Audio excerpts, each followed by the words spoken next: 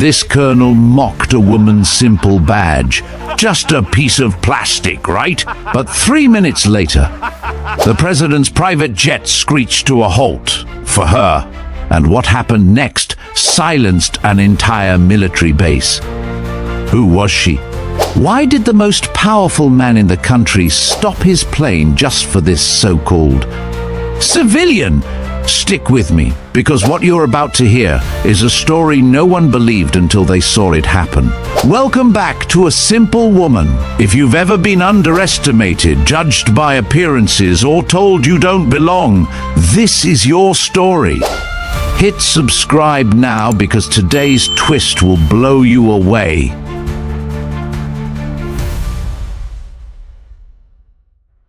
This colonel mocked a woman's simple badge, just a flimsy piece of plastic hanging from a damp lanyard. To him, it was nothing. To his soldiers, it was laughable. But within 3 minutes, the president's private jet would grind to a halt, its engines roaring like thunder, and the woman they ridiculed would step forward as the single most powerful presence on the field. What happened next silenced an entire military base, stripped a decorated colonel of his arrogance, and left a lesson every leader needed to hear. This is not a myth. This is what really happened to Elena Cross. It was late afternoon at Checkpoint Raven, the kind of rain-soaked day that blurred the lines between mud and concrete. The checkpoint guarded the edge of one of the most sensitive military installations in the country. Trucks rolled through in formation, identification checked, soldiers barked orders over radios. Every detail was sharp, rehearsed, and absolute until she appeared.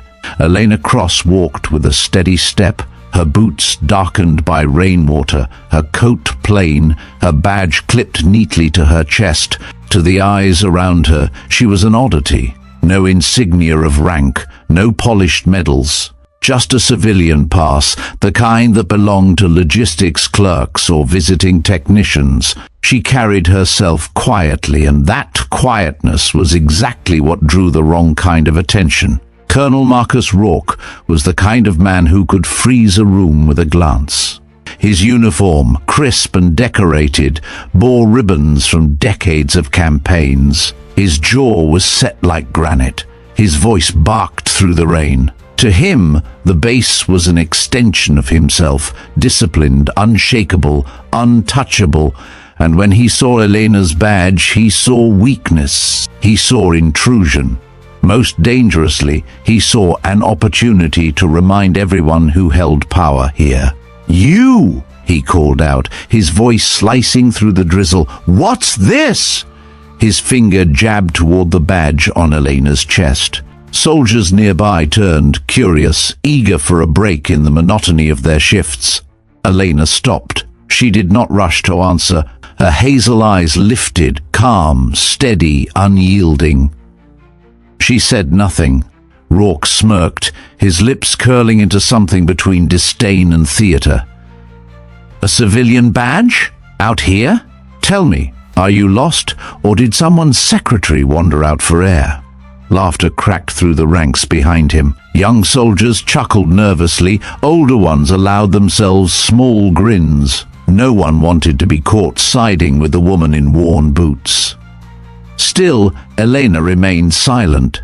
She adjusted her coat against the rain, her badge glinting under a weak beam of floodlight.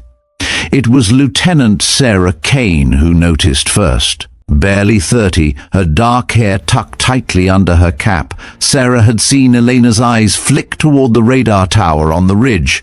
For a moment, Kane thought she saw recognition, like Elena knew something. She opened her mouth, then closed it again when Rourke's shadow loomed closer. The colonel was not a man who welcomed interruptions, least of all from his junior officers. Rourke circled Elena like a predator sizing up its prey. "Look around you. Do you see where you are? This is Checkpoint Raven. You don't just stroll in here with a plastic tag and expect the gates to part. We run this fortress. We don't cater to strays." His words bit deep, carried by the steady rain. Yet Elena's expression never faltered. She seemed to absorb every insult, every mocking tone, into a silence that unsettled even those who laughed along. "Colonel," Sarah Kane ventured softly, "perhaps we should—" "Lieutenant Kane," Rourke snapped, not even looking her way. "When I want your advice, I'll ask for it. Until then, learn when to keep your mouth shut." Kane swallowed her words, her jaw tight. She glanced back at Elena, and the woman's calm face seemed to whisper the thing Kane herself couldn't say: patience. What no one at Checkpoint Raven knew, what even Colonel Rourke could never imagine, was that the badge he ridiculed wasn't a token of weakness. It was a key. It was the most dangerous credential in the nation's arsenal, a pass so rare and so classified that its true meaning was known only to the president and a handful of his most trusted operatives. And in less than 3 minutes, that truth would break over them like a storm. Rourke's laughter rolled across the checkpoint like a command, and his men followed his cue.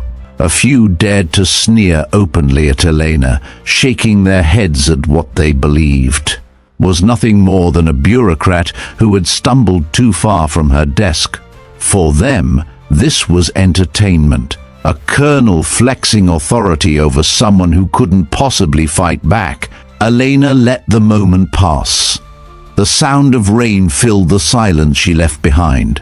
A drop slid down the corner of her badge, catching the colonel's eye.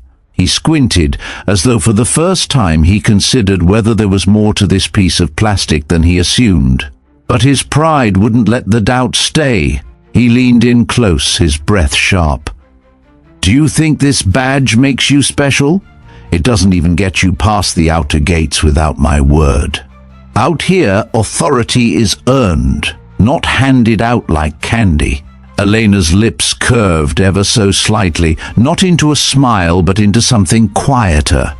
Acceptance. She tilted her head, the gesture subtle, and for a heartbeat it felt as if she saw right through him, as if she had been here before and knew exactly how this would end. Kane noticed it too.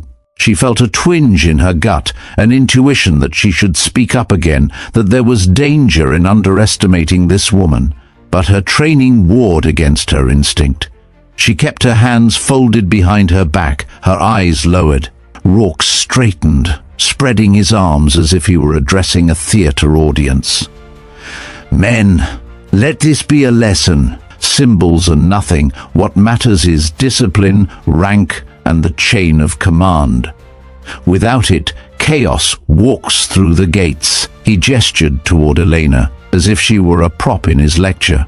"This is chaos." The soldiers murmured their agreement, but their eyes betrayed uncertainty.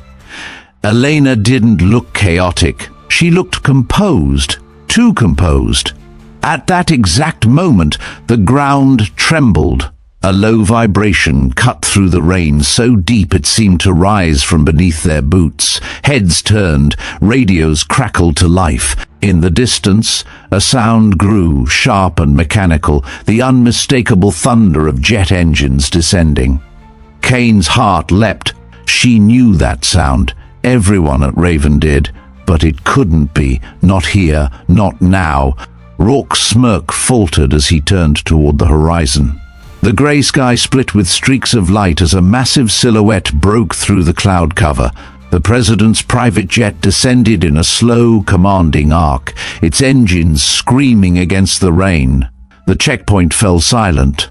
Every soldier froze. The jet rolled across the tarmac with deliberate force, cutting a path straight toward the gates. Sirens wailed as the base scrambled into protocol, but no one could explain why the president's aircraft was here. Not even Rourke had been informed. He looked back at Elena. She hadn't moved. Her gaze followed the jet's descent with the calm recognition of someone who expected it. The plane slowed, wheels hissing against the wet concrete, and then, impossibly, it stopped. Not before the gates, not before the command post. It stopped directly in line with Elena Cross. The air seemed to shatter. Every soldier's breath caught as the aircraft door opened.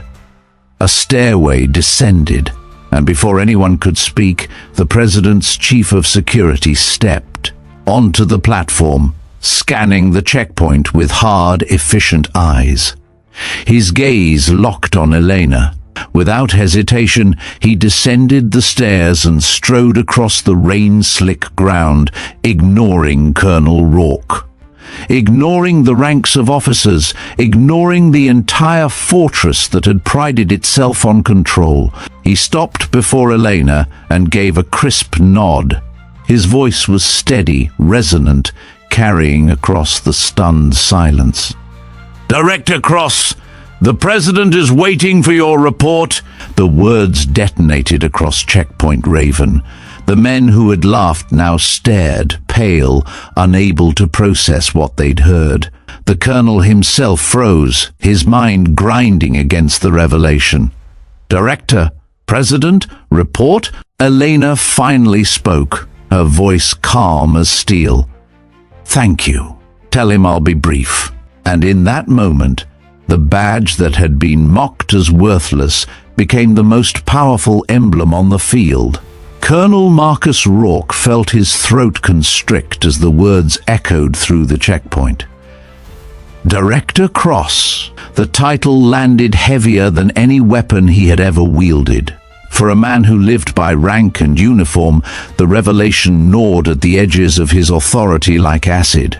His soldiers, still frozen in stunned silence, shifted their eyes between him and Elena, as if waiting to see which figure truly commanded them now.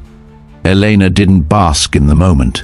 She gave no speech, no gesture of triumph.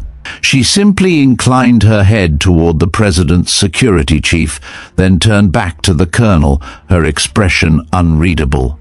Her badge glistened in the floodlights, no longer dismissed as civilian clutter but glowing like a seal of judgment. Rourke forced a laugh, brittle and empty. "Director, is it? Well, you'll forgive my surprise. We don't exactly get memos about visits like this." He adjusted his uniform, desperate to regain his composure. Still, it would have been courteous to give command a heads up before landing an aircraft of that magnitude on my runway. The chief of security cut in with precision. "Colonel Rourke, Director Cross requires no clearance from you. Her clearance comes directly from the Oval Office." The man's tone carried no room for argument. The words stung worse than the rain. Soldiers who moments ago laughed at Elena now snapped to attention, their backs stiff, eyes forward. The colonel's authority had been undermined in a single sentence, and he knew it. Lieutenant Sarah Kane stood silently in formation, her pulse racing. She had suspected there was more to Elena, but not this. Her mind spun with questions. Why here? Why now? And most of all, why Elena Cross? Elena finally spoke, her voice measured, the kind that drew attention without needing to shout. "Colonel Rourke, this checkpoint is compromised." The declaration hung in the air, audacious, almost insulting. Rourke's jaw clenched. "Compromised? I've run this post for 15 years. It's the tightest fortress in the district." Elena shook her head slightly. "That's what worries me. Complacency feels like security until the moment it fails. I observed 3 vulnerabilities before I even crossed the gate." The colonel stiffened. He wanted to scoff, to dismiss her, but there was something in her tone, a weight, a certainty that kept him silent. His men looked at him nervously, waiting for his response. Kane leaned forward ever so slightly, her curiosity ignited. She had noticed flaws herself, ones ignored or brushed aside in the daily grind. Could this woman, dismissed only minutes ago, see them all at once? Elena's eyes swept across the checkpoint, calm and cutting. "This isn't a fortress. It's an illusion. And unless you're ready to confront that truth, Colonel, you're gambling with lives you swore to protect. Colonel Rourke felt the eyes of every soldier burning into his back.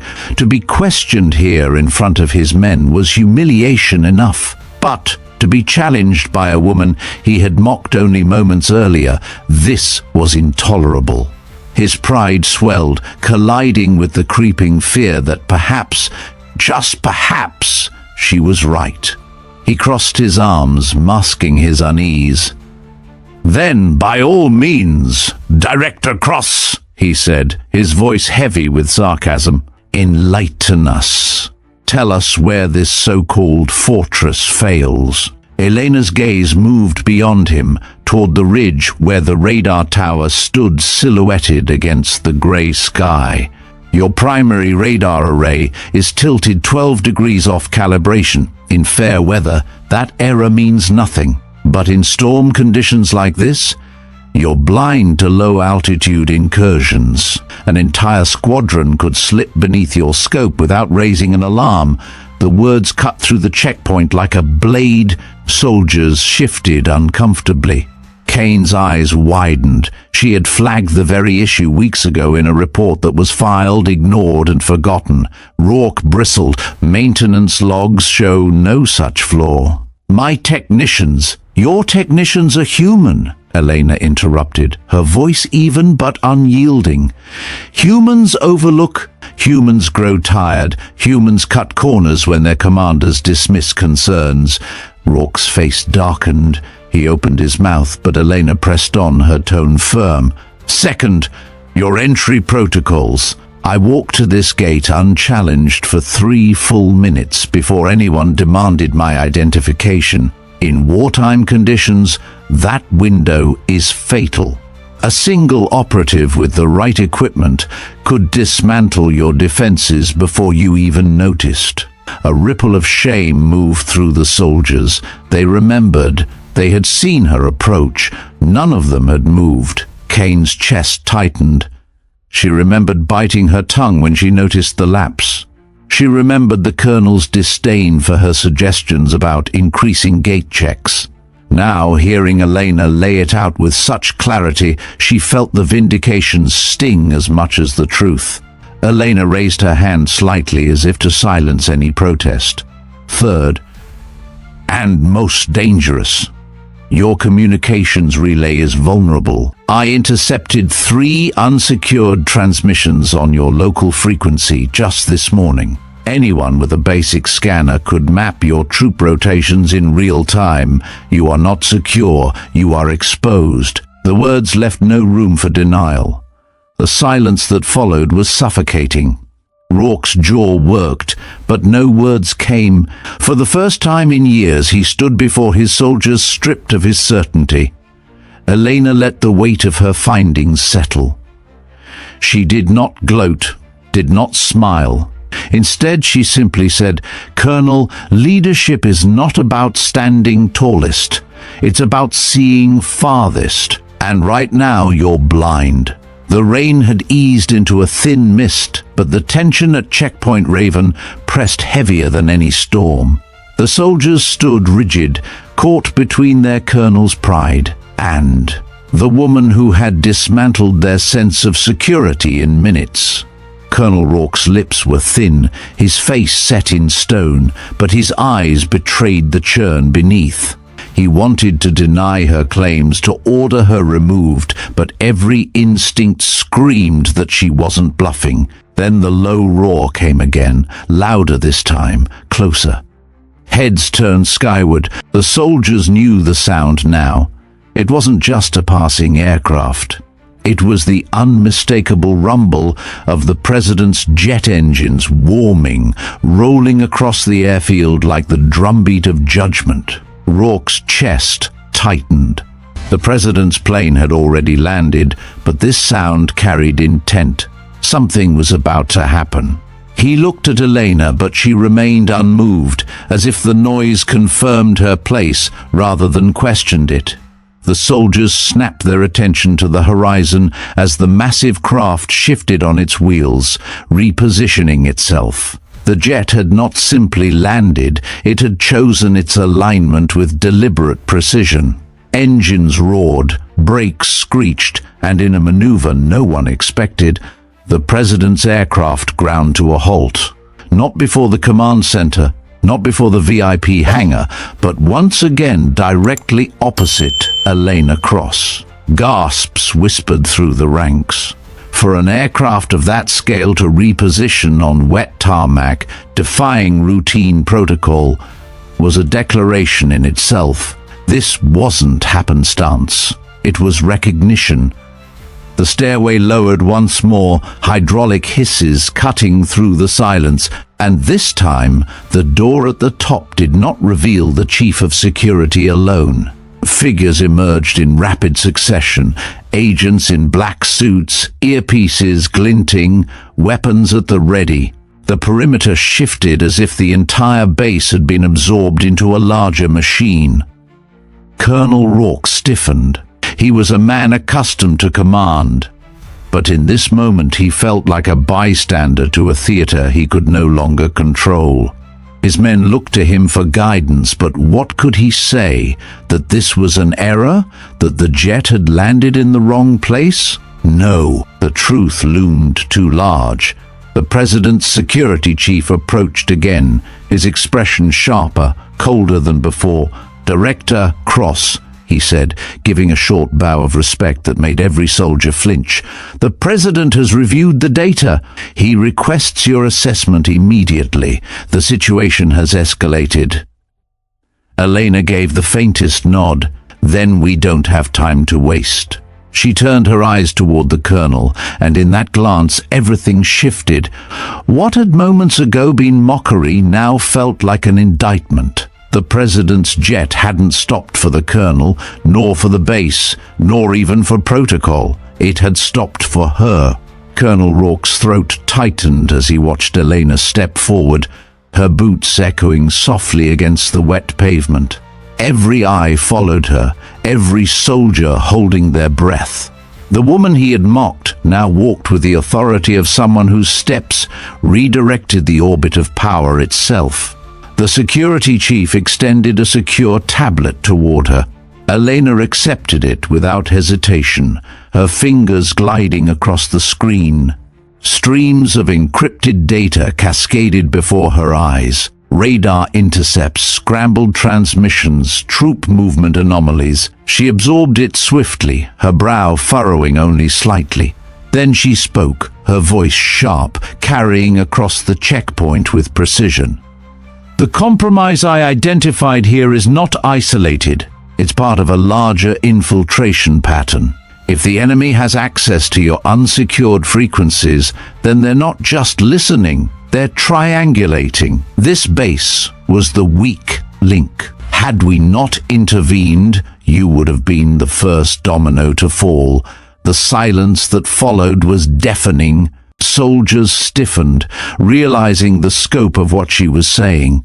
Their fortress was not just vulnerable, it had already been targeted.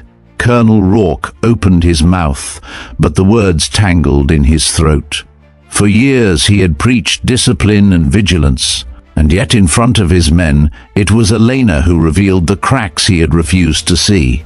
Lieutenant Sarah Kane felt a surge of vindication. She remembered every overlooked memo, every dismissed report. Now, standing here, she saw those warnings crystallize in Elena's calm, undeniable voice. The president's security chief confirmed her words with a clipped nod. "Director Cross, the president requires immediate directives. This checkpoint falls under your operational authority until further notice." Rourke's world collapsed in that instant. Authority was his armor, and it had been stripped from him without ceremony. His men knew it too. They were no longer looking to him for orders. Their eyes belonged to Elena. Elena closed the tablet, handed it back to the chief, and turned to the colonel. Her tone was steady, free of spite. "This isn't about pride, Colonel. It's about survival. You've led long enough to know that arrogance kills faster than bullets." Her words struck deeper than any reprimand. For the first time in his career, Rourke felt not defiance, but shame. He bowed his head, unable to meet her gaze. The jet's engines rumbled behind them, a reminder that time pressed forward. Elena stepped toward the base gates. "We'll fix this." But not with silence, not with dismissal, with accountability. And with that, she walked past the colonel, past the men who had laughed, toward the command center, where her presence alone now dictated the fate of the stronghold. The command center of Checkpoint Raven buzzed with forced activity as Elena Cross entered, flanked by the president's agents. The air was thick with unease. Soldiers who had once scoffed at her now scrambled to clear pathways, their faces pale, their posture rigid. Screens flickered with streams of data, radar sweeps, and incoming transmissions. The entire room seemed to bend around her presence as though the gravitational center of authority had shifted the moment she walked in. Colonel Rourke followed reluctantly, his boots striking the floor with deliberate force. Pride compelled him to march with his head high, but inside his confidence was unraveling. He was no longer the unquestioned authority here. Worse, his men knew it. Elena paused at the central operations console, scanning the digital displays. "Lock down the unsecured frequencies," she ordered. Her tone carried no hesitation, no doubt. It wasn't a suggestion, it was command. The technician hesitated, glancing at Rourke for approval. Old habits clung stubbornly. Rourke clenched his jaw, torn between instinct and humiliation. But the weight of silence bore down on him, and at last he gave a single stiff nod. "Do it," he muttered. The keys clattered, and within seconds, channels blinked offline. Elena's eyes narrowed at the screen, then flicked to another monitor displaying troop rotations. "Reroute the patrols along the southern perimeter. Your current alignment creates a blind corridor stretching half a mile. Anyone with satellite guidance could walk right through." A younger officer spoke up nervously. "Director, we suggested that adjustment last quarter, but it never received approval." Elena didn't turn her head. "Why not?" The officer's eyes flicked to Rourke, who stood rigid, his silence damning. Elena didn't press further. She simply shifted her gaze back to the maps, her meaning clear. Lieutenant Sarah Kane stepped closer, her voice steady despite the turmoil in the room. "Director, if I may, our drone coverage overlaps inefficiently. 2 units fly redundant sweeps while the northwest quadrant is nearly blind. If we redeployed—" Elena cut her off gently. "Show me." Kane moved quickly, pulling up the drone schematics on the nearest display. Elena studied them, nodding once. "Corrected. Effective immediately." The lieutenant exhaled, a mixture of relief and empowerment flooding her veins. For the first time in months, her voice had mattered. The room vibrated with a new rhythm. Orders were no longer barked but executed with precision, as though the soldiers sensed that hesitation itself was a liability. Elena moved between stations like a surgeon in an operating room, her presence commanding yet unnervingly calm. Every directive she gave revealed another blind spot, another oversight that the base had quietly allowed to grow under the shadow of complacency. Colonel Rourke lingered near the back, his fists clenched so tightly his knuckles whitened. He watched his fortress bend to her will, watched his officers obey a stranger without so much as a second thought. Rage battled shame inside him, but rage was losing, because deep down he knew everything she was correcting should have been his responsibility. Elena turned suddenly. Colonel Rourke. The sound of his name from her lips froze him. Every soldier in the room stilled, waiting. "Your leadership has built this checkpoint into a monument of appearance, not substance," she said. "You've trained your men to salute, to stand straight, to look formidable. But you haven't trained them to see. That failure almost cost this nation everything. Her words were not loud, but they were merciless. Rourke's chest rose and fell heavily. He wanted to shout, to defend himself, but the silence of his men pressed against him. If he spoke, they would hear his desperation. If he stayed quiet, they would see his defeat. He was trapped, not by her, but by the truth. Lieutenant Kane's voice broke the silence, hesitant but firm. "She's right, sir." The words cracked the dam. Soldiers shifted, their eyes softening, some nodding almost imperceptibly. For months Kane had been dismissed, her reports buried under bureaucracy and ego. Now, with Elena's backing, her voice carried weight it had never held before. Rourke turned sharply to face her, his eyes blazing, but he saw not rebellion, not disrespect, only the steady conviction of a soldier finally unchained. Elena stepped closer to him, her presence unyielding. "Colonel, this isn't about you, it's about them. Every man and woman here deserves better than negligence disguised as strength." The colonel's breath hitched. For the first time his authority wavered, not because it was stripped away, but because he questioned whether he had deserved it at all. The storm outside had broken into flashes of lightning, each strike casting the command center in stark relief. It felt as though nature itself punctuated the confrontation inside. Elena stood firm, her voice carrying not just authority, but inevitability. "Colonel," she said, her tone steady, "you've spent years building a wall of pride around this base. But pride doesn't stop infiltrations. Pride doesn't save lives.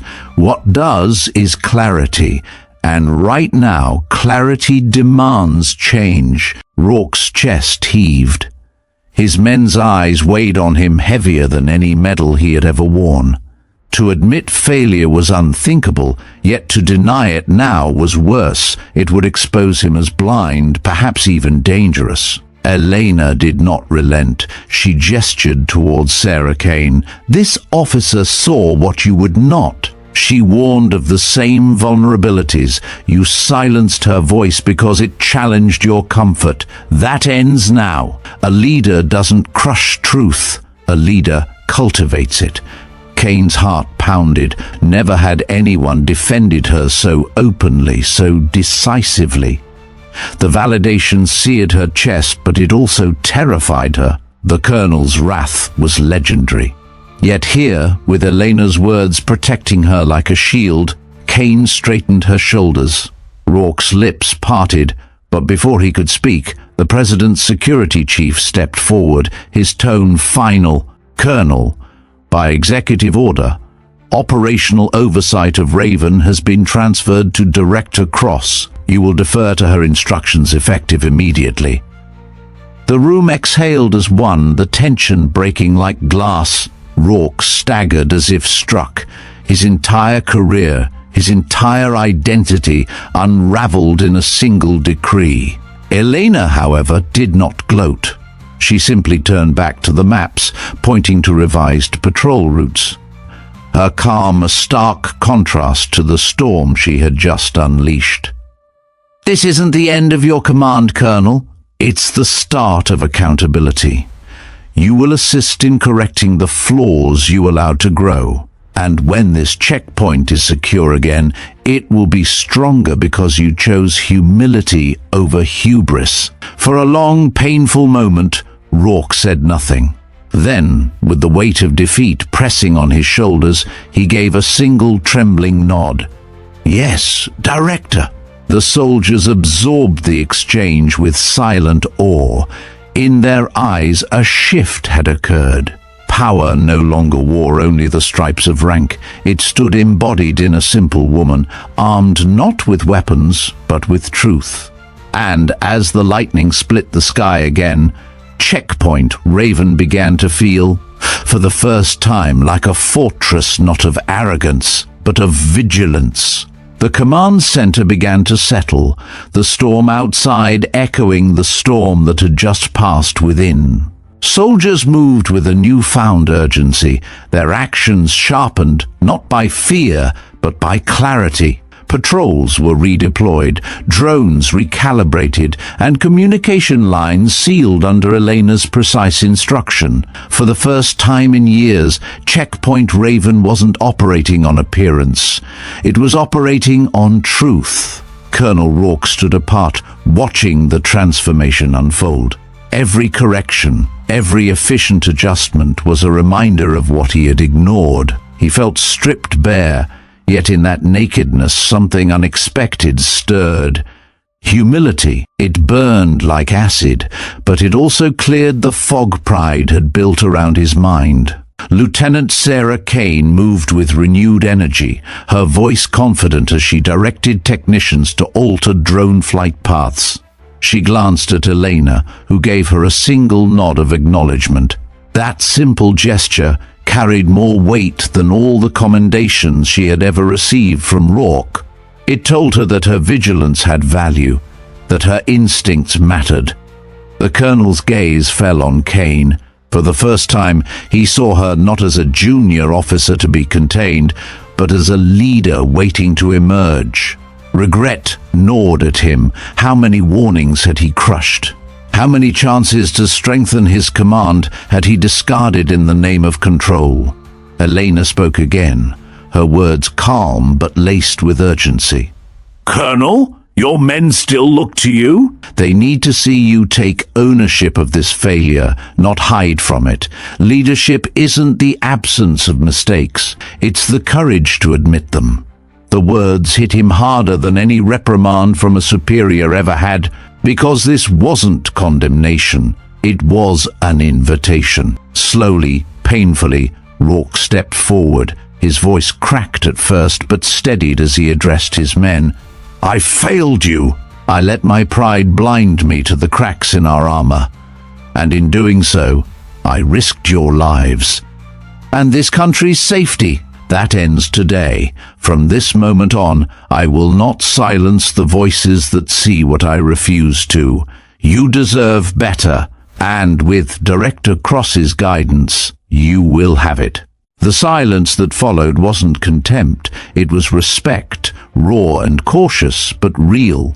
The soldiers of Checkpoint Raven stood in silence, absorbing the colonel's words. For men and women hardened by discipline, hearing vulnerability from their commander was a shock greater than the president's jet landing at their gates. Yet, as the silence stretched, something shifted. Shoulders straightened, eyes sharpened. It was as though his confession had released them from a weight they hadn't realized they carried. Elena observed quietly, her expression unreadable. She had seen many commanders buckle under pressure, clinging to ego until their downfall was inevitable. But Rourke, broken in pride, still stood. And that choice to stand after bowing was something she respected. Lieutenant Kane stepped closer to him, her voice steady. "Sir, if I may, we'll follow your lead. But this time, we'll follow with our eyes open, and we'll keep each other accountable." Rourke met her gaze, the memory of every silenced warning pressing against his conscience. Slowly, he nodded. "Hold me to that, Lieutenant. Hold us all to that." The operations room resumed with renewed vigor. Elena issued her final directives, weaving Kane into the chain of command. The younger officer thrived, her orders crisp, her vision clear. The soldiers, once hesitant, now moved as though guided by a unity stronger than protocol. The unity of trust. Outside, the president's jet waited, engines cooling under the rain. Its presence was a constant reminder of how close the nation had come to disaster. Yet now, as Elena prepared to depart, the base no longer felt like a liability. It felt alive. She paused at the threshold of the command center, turning back one last time. Her eyes lingered on Rourke, then Kane, then the faces of every soldier present. "Remember this day," she said, "not for the shame, not for the fear, but for the moment you chose vigilance over vanity. Keep choosing it." Her words settled over them like a vow. As she stepped into the rain, the colonel straightened, his voice firm once more, not in arrogance but in resolve. "Director Cross!" he called after her. She turned slightly. "Thank you for stopping me before my pride did what no enemy could." For the first time, Elena allowed a faint smile. Then she walked on, the jet awaiting her return. The rain finally thinned into a soft drizzle, the storm dissolving as though it had never existed. Checkpoint Raven stood transformed, its men and women not merely reformed by orders, but awakened by a lesson none would ever forget. Elena Cross walked back toward the president's jet, her figure steady against the fading storm. Behind her, the base hummed with renewed order, each command crisp, each movement deliberate. No longer was it the brittle fortress of arrogance it had once been. It was something stronger, something resilient, because it had learned the cost of blindness. Colonel Rourke stood at the entrance to the command center, watching her go. Pride still clung to him, but it was reshaped now, tempered into something quieter, something more enduring. He had not lost his command. He had gained the humility that might finally make him worthy of it. Sarah Kane stood beside him, her posture tall, her eyes burning with conviction. The colonel glanced at her, and for the first time his nod was not condescending but respectful. As Elena reached the base of the jet stairway, the president's security chief stepped forward, saluting sharply. "Director Cross, the president thanks you. Without your intervention, this checkpoint would have been compromised within days." Elena met his eyes, her expression calm. "It wasn't me, it was the truth. And the truth will always find its way, if we choose to listen." She ascended the stairs, each step carrying her higher above the men who had mocked her, above the fortress that had underestimated her, and yet she carried no triumph in her gait, only resolve. For she knew this was only one base, one battle in a war fought not just with weapons, but with vigilance against pride, against arrogance, against the blindness of unchecked authority. Inside the command center, Kane turned to the soldiers. "You heard her. We choose vigilance, starting now." The chorus of affirmations that followed filled the room with strength. And so, the day ended not with the roar of engines or the crack of thunder, but with a lesson etched into every soldier's heart that true power lies not in the weight of a uniform nor the shine of a badge, but in the courage to see clearly when others look away. Because once a colonel mocked a simple woman's badge, and then he froze when the president's jet stopped for her. This was Elena Cross. This was a simple woman. And if you want to hear more stories where the underestimated rise, where silence turns to strength, and where truth reshapes power, then don't just watch. Join us. Subscribe to A Simple Woman, and never miss the moments that prove how the smallest voices can change the loudest worlds.